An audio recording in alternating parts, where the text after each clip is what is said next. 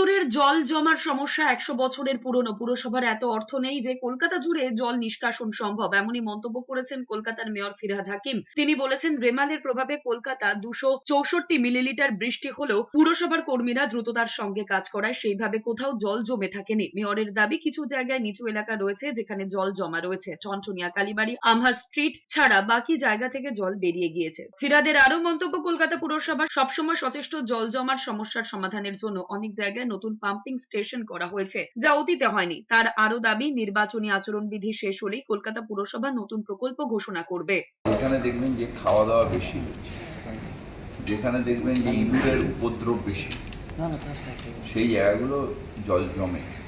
যেখানে ফুড স্টলগুলো রয়েছে, মানুষ খেয়ে দিয়ে ফেলে, সেখানে ইঁদুর বেশি হয়। ওই এজিসি পোস্ট রোডের টোটালটা ইঁদুরের রাজত্ব চলে।